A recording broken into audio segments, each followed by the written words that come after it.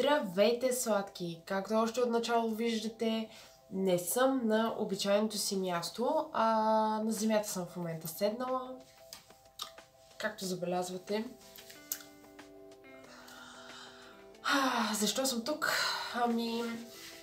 Всъщност не мога да ви дам точно обяснение защо съм тук. Просто реших този клип да го снимам тук. Преди да започнем видеото, вече имам Instagram, който не е разбрал от поста ми в YouTube и в Facebook. Имам. Може да отидете да ме последвате. Благодаря ви предварително.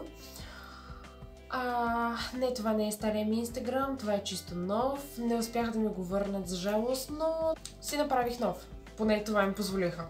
Защото в началото и това не ми позволяваха, да. Може да отидете да ме последвате. Днес ще има страхотен giveaway, така че може да се включите в него. Темата на видеото не е за giveaway или за инстаграма ми. Искам да говорим за една друга тема, за една много по-дълбока тема всъщност, за раздялата и както виждате от заглавието. Това е тема, която много хора избягват и не искат да говорят за нея. Просто защото им е трудна, тежка е. Особено също за всички като цяло. За тези, които наистина са обичали човека, с който са били. Наистина е тежка тема за тях.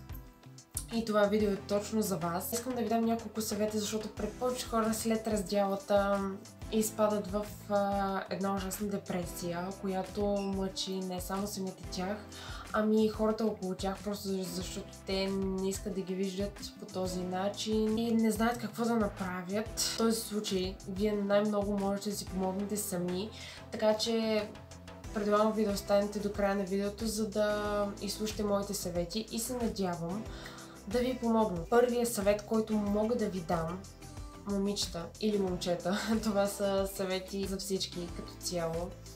Не се виждайте с бившите си.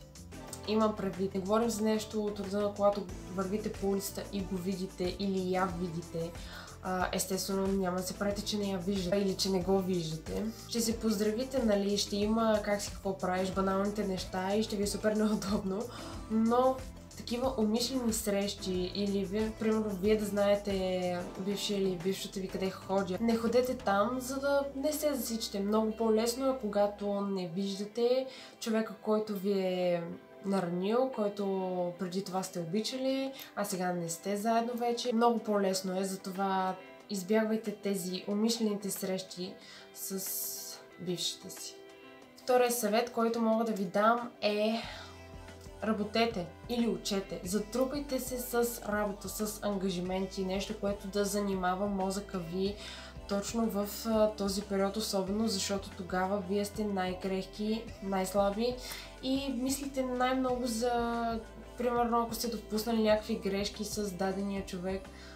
Не го мислете, изобщо не се връщайте назад, щом се е случило това нещо, значи е било с причина, явно нещо по-добро ви чака напред, така че продължавайте напред. Също така, излизайте с приятели. Срещи с приятели много помагат. Срещи като цяло с хора също много помагат, защото в този период вие искате да избягате, да се скриете някъде, да сте сами. А всъщност не трябва да е така, защото колкото повече сте сами, толкова повече мислите и се задълбочавате и става още по-зле. Другия съвет, който мога да ви дам: излизате с най-близките си, споделете си всичко. Все пак споделената болка е по-малка болка, са казва хората, така че споделите си. Това е много хубаво, между другото, защото не го таите в себе си, защото колкото повече всъщност го таите в себе си, толкова повече по-зле ви става, толкова по-тъжно ви става и общо взето пак сте в блатото с гадните мисли. Не се оставите да попадате там. Споделяйте си, когато излизате с най-близките си, споделяйте си чувствата с тях, в момента какво ви тормози, какво се случва в главата ви, за да могат те по някакъв начин да реагират на това. Имам предвид да бъдат до вас в този момент, защото когато не им споделяте, те не разбират какво се случва във вас вътрешно и така ги държите на страна от вас. Изграждате си една стена около себе си, която те не могат да преминат, а това е най-лошото. Не градете стени около себе си, точно за най-близките си, защото те са хората, които най-много ви обичат, най-много искат да бъдете щастливи и да ви помогнат. Затова споделяйте с тях абсолютно всичко. Другият съвет, който мога да ви дам, е да си намерите хоби, или ако вече имате хоби, практикувайте го, може би заради връзката ви или заради нещо друго, вие сте го оставили на заден план. Ами ето сега е времето отново да се амбицирате и да започнете да се занимавате с хобито си, това, което обичате, е вашата страст. Използвайте това време, в което може да мислите за бившия, за бившата, в това да развивате хобито си. Следващия съвет, който ще ви дам е, наплачете се. Ако трябва, отделете си една вечер, когато си легнете, плачете, ако искате с глас. Ако искате си плачете във възглавницата, както решите. Дори вие, момчета, които се правите на корави, че няма такива неща като сълзите в мъжките очи, глупости. Моля ви се, наплачете се и хубаво е да пуснете емоциите си най-накрая. Не е хубаво да ги таите, както казах и преди това. Не е хубаво да таите емоции, отпуснете ги. Ако не искате да е пред други хора, не го правете пред други хора. Когато си останете сами, е времето, в което вие може да се наплачете, но след като се наплачете, си обещайте, че ще продължите напред. Защото това е най-важното. Не може всяка вечер да седим и да ревем по нещо изгубено. Трябва да продължаваме напред. Така че наплачете се, отделете се един ден, наплачете се и продължавайте напред. Простете. Една простичка дума. Простете.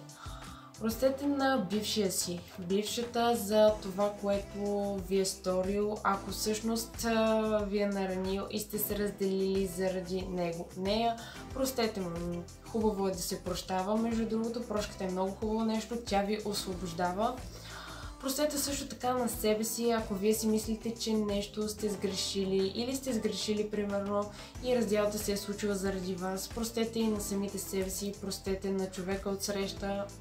Просто освободете се от абсолютно всичко това, за да може да продължите както трябва напред, защото колкото повече негативни чувствате им към отсрещния, толкова по-лошо е за нас. Моят съвет е наистина да си простите и на себе си, и на него, или нея, и да продължите напред. И последният съвет, който имам за вас е: повярвайте в себе си. Вие сте уникални сами по рода си. Разбирате ли? Вие сте уникални. Много хора след раздялата започват да се чувстват второ качество, както се казва, и да се обвиняват, да се чувстват по-ниши от самия човек и като цяло да се чувстват на по-ниско ниво. Не е така. Спомнете си добрите си черти, спомнете си силните си страни, абсолютно всичко, и продължавайте и започвайте да ги развивате. Ако сте спряли в някакъв момент, започвайте да си развивате абсолютно всичко, което до сега е било в застой, и не търсете грешки в себе си. Каквото се е случило, пускайте го да минава и продължавайте напред. Това ви оставя като спомен и така, общо взето, не се товарете с излишни мисли, с минали неща, няма смисъл. Излезте от депресията, в която сте, и просто давайте смело напред. И хора, това беше видеото. Надявам се да е помогнало на тези от вас, които в момента се намират в някакво такова състояние или страдат по някой. Просто надявам се това видео да ви е било от полза.